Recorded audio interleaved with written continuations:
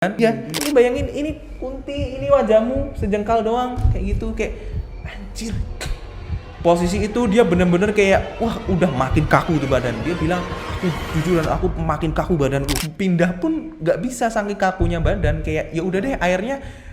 Terus dekat lihatnya. Kata dia sih dia udah beberapa kali ngelihat sosok yang di situ, tapi yang bener-bener deket banget dan kontak fisik baru kali itu. Jadi dia kaget, bener-bener kaget. Bahkan fun fact-nya, ketika aku ke rumahnya dia, bukan yang jarang, agak lumayan, nggak sering juga, tapi agak lumayan lah. Aku sering nemuin sosok yang nyerupain dia. Jadi katakanlah, semisal aku bilangnya si A ya, si temanku si A ini kok ada dua di rumahnya. Lah aku taunya tuh ketika aku minta izin ke kamar mandi, aku tolong dong dianterin kamar mandi. Oh iya yuk tak anterin. Waktu kamar mandinya dia, oke nih dia nganterin, ceret. Habis itu dia keluar. Aku masuk kamar mandi. Setelah itu aku udah selesai nih kamar mandi, aku keluar nih. Ternyata dia nungguin di depan kamar mandi. Di depan kamar mandi. Ayo Dan, yuk gitu. Setelah itu dia bilang, aku mau ke dapur dulu ya gitu. Kamu duluan dulu aja ke depan gitu, ke ruang tamu. Oke. Sampai ke ruang tamu, aku nemu dia di ruang tamu. Terus yang di kamar mandi siapa? Aku bilang makanya, loh, kok kamu di sini? Bukannya tadi kamu bilang ke dapur? Hah? Enggak, aku tadi habis nganterin kamu, aku langsung ke ruang tamu. Kan aku ada tugas. Aku kayak, shit. Terus tadi siapa anjir? Terus kalian ngecek gitu enggak ke dapur? Aku enggak berani ngecek. Serem banget rumah itu. Terus waktu itu salah satu ya, ada lagi, cuma itu yang bener-bener aku diajak ngobrol nih. Itu kayak menurutku itu pengalaman di rumah dia yang wah ini hancur banget sih ini pengalaman ini. Cuma biasanya aku sempet sih kayak gitu, udah tahu sebenarnya ada kembarnya dia. Taunya ketika dia ada di sampingku sebenarnya, tapi aku juga ngelihat dia di tempat lain lagi seliweran. Tapi aku yakin itu yang seliweran adalah si hantu. Karena yang asli ada di sampingku bener-bener gitu, kayak nggak mungkin itu seliweran siapa gitu kan. Itu udah beberapa kali, cuma yang bener-bener aku kayak diajak ngobrol baru kali itu. Diajak ngobrol maksudnya ngobrol sama si hantu yang menyerupain temanku ini si A. Oh, yang tadi di kamar mandi lu. Iya. Ada kayak di rumah itu kayak suara-suara gitu ada gak? Kalau suara-suara pernah. Waktu itu aku masih ngerjain tugas di rumahnya dia. Terus dia bilang, Dan aku mau ke ini dulu ya, bentar keluar dulu ya, aku mau cari makan atau cari apa gitu. Oke. Kebetulan rumahnya dia sepi.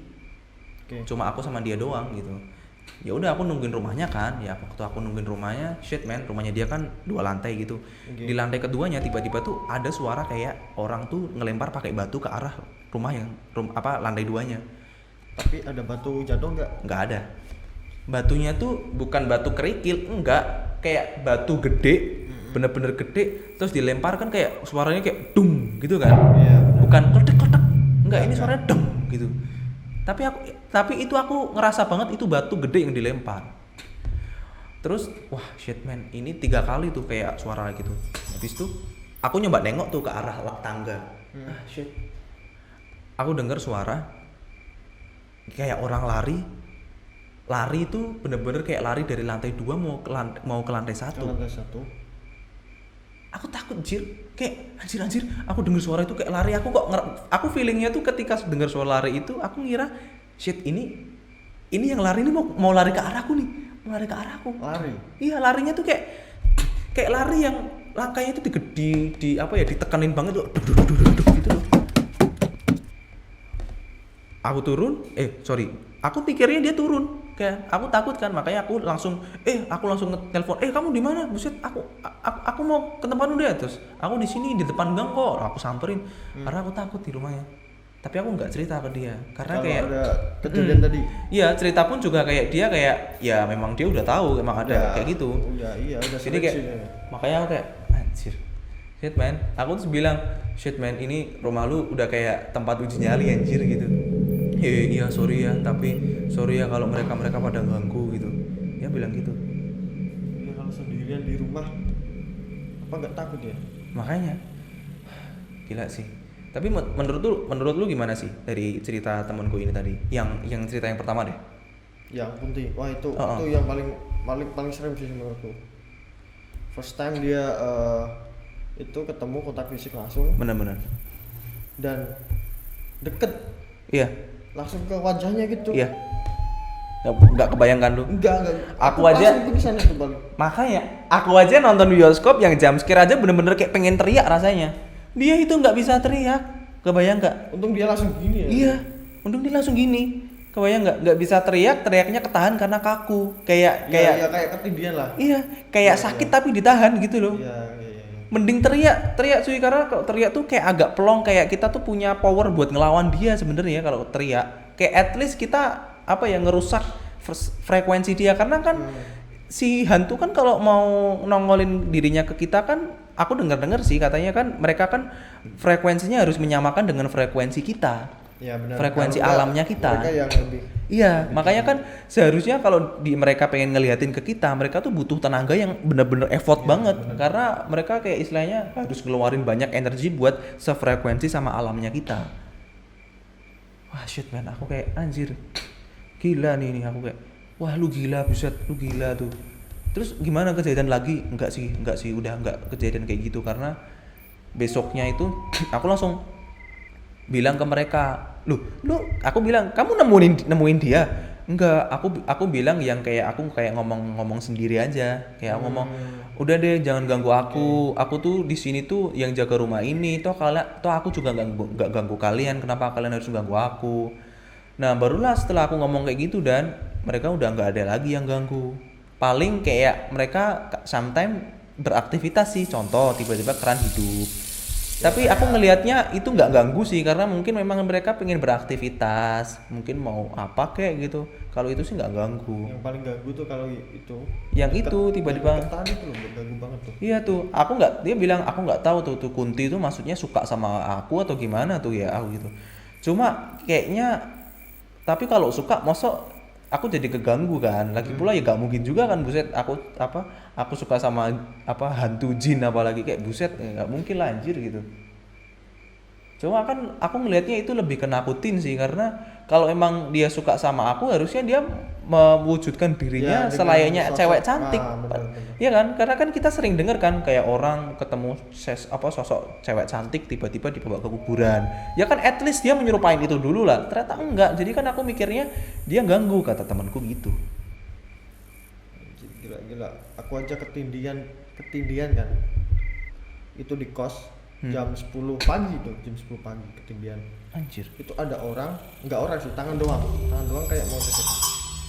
Anjir. Enggak bisa gerak, gini. Tapi belum nyekek, gini doang. Enggak bisa gerak, enggak bisa. Itu aku udah takut anjir. Apalagi ini yang muka. Babi bang, emang babi emang. Bangke emang. Memang, tapi kamu pernah dengar nggak kayak kayak pamali ya? Pamali yang tidur di garis bangunan, di garis yang atas tuh garis bangunan, ngepasin apa ya namanya ya, kayak pilar bangunan. Kalau di Pernah Jawa nggak? itu Belandar. Nah iya, jadi ada mitos di Jawa, kalau teman-teman pernah dengar mungkin. Jadi itu pamali ya, kita tuh nggak boleh tidur sejajar sama garis yang pilar rumah yang di atas Ya, gitu. itu khusus rumah. Iya. Apa namanya, joglo ya? Ya, rumah joglo. Pokoknya misal katakanlah rumahmu rumah kayu atau tapi rumah yang model tembok gini masih Ya, bisa ya, loh, Dik. ya, Tapi benar. yang penting jangan tidur di pas sejajarnya gitu, guys. Kalau kalian tidur pas sejajarnya, itu mitosnya kalian nanti ketindihan, dan ini valid karena apa? Aku pernah ngalamin sendiri. Karena dulu kan aku mondok ya. Kita tahu lah, pondok itu udah biasa dengan hal-hal yang mistis. Iya. Kayak bahkan santri yang nggak kelihatan pun ada gitu loh. Itu real gitu loh. Nah, waktu itu aku tidur jam 11, tiba-tiba kebangun jam 2 karena aku tiba-tiba badannya bener-bener nggak bisa gerak. Ada yang dudukin aku karena tidurku waktu itu tengkurap. Ada yang dudukin aku di punggung. Punggung ya. Tapi aku nggak bisa gerak. Aku nggak bisa ngeliat tangan dan kakinya. Tapi waktu itu pondok udah sepi, udah pada tidur semua. Tapi rame, kayak pasar itu pondok. Bentar. Bukannya kalau tidur di pondok tuh satu kamar berapa orang itu? Iya, ada beberapa anak. Tapi itu kayak pasar, kayak ini bukan anak-anak.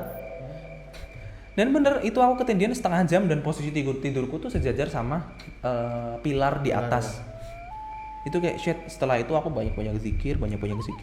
Udah tuh tiba-tiba tindihannya hilang. Aku langsung lari ke kamar-kamar lain. Aku cek tadi yang rame siapa. Udah pada tidur semua, nggak ada yang rame. Oh, suaranya dari luar. Iya. Oh, kirain di dalam ruangan. Nggak, suaranya dari luar. Aku kayak anjir, ternyata udah pada tidur. Bener-bener udah pada tidur. Aku cek-cekin satu-satu, nggak pada bangun. Orang itu pokoknya tiba-tiba suaranya pun hilang seketika, bukan yang hilang apa dari kenceng pelan enggak. Langsung pet gitu. Aku langsung cek, shit man. Nggak ada yang beraktivitas. Anjir. Ya kalau masih suara masih normal sih ya kayak kalau gitu. Makanya ini kayak anjir, tapi temanku sumpah itu pengalaman yang parah banget sih menurutku sih. Iya yang pertama tadi tuh. Anjir, itu serem banget. Serem banget sih. Gini, menurut lu kamu ada nggak cerita-cerita yang horor-horor gitu? Kalau ada DM aja ya ke akun Ruang Sin ya. Nanti kita bahas. Oke, bye bye. Sampai jumpa di sesi selanjutnya.